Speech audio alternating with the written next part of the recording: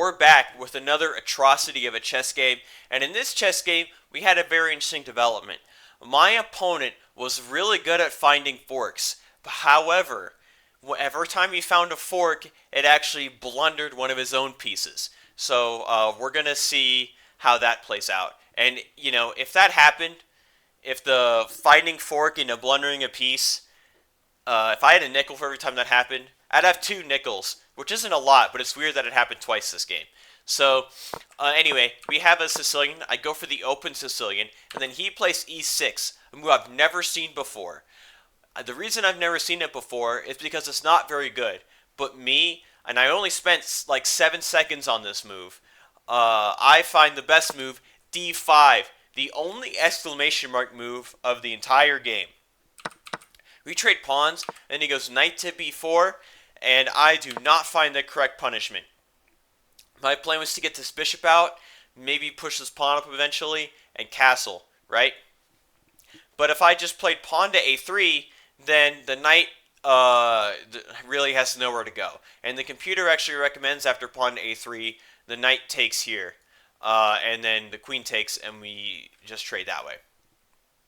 Anyway, he plays b6, preparing bishop to b7, attacking the pawn, and we have bishop to b7. And I have rook e1 check, bishop blocks, and now I have the perfect opportunity for the PP on the PP technique, right? Put pressure on the pinned piece with pawn to d6, and then his bishop is just going to get taken next turn. There's nothing he can do about it, but I put pressure with the wrong piece, bishop to g5, and my logic behind this stupid move was so that he would play f6, blocking like this, opening up a lane to his king. And in fact, it ended up working out because it's now basically +5. So, that was just a gamble. I gambled that he'd make a bad move, and it paid off. Bishop moves out of the way, and now pawn to d6, so now my pawn can no longer move up. However, it leads to losing a knight if I move the pawn here instead, because there's not really a good spot for this knight to go. I played knight to c3, just defending this pawn even more. Knight to h6. The computer wanted to get his king to safety, which is going to be a huge difference in this game. Now, I should have captured the knight right away, but I played knight to h4, opening up the diagonal for the queen. And my opponent finds the fork. Pawn to g5. It's not a mistake, but it's not the best move. It's a checkmark move. It's a good move, but it allows queen h5 check. So he forks, and he's going to get a piece, but I'm going to get this knight eventually.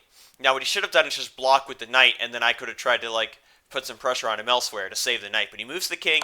I throw in a completely unnecessary check for no reason at all. This is 1,000 elo. It's what we do. Just deal with it. King keeps moving out of the way, and take the knight. Now pawn takes bishop, and knight to f5, attacking this bishop yet again. And now we're threatening a whole bunch of threats here. This bishop cuts off these squares. If the rook comes in, it cuts off these squares. And the king is going to just be stuck in this corner, and the queen's going to come in, and it's going to be brutal. But my opponent, right? Danger levels, right? What's worth more than a bishop? A rook. And what better way to attack a rook than to fork him? Another checkmark move. It's fine, but it allows me to escape with the rook. With rook captures e7 check, and now his king is in a very precarious situation. King to b8. This loses a rook, actually. The computer wanted him to trade the queen for the rook and just keep surviving. And eventually you're going to get this rook, actually, with the knight. So you're trading the queen for 2 rooks, basically, which is still pretty good. But he's just pretty far down. And now, queen to g7, and we are threatening mega check over here. The only square he could go to after this rook check would be here. And he's just going to run into some issues with, knight coming here, and even though his queen guards it, it's going to be pretty hard, because once his, if I play something like knight here, once his queen takes it, this rook is now under attack.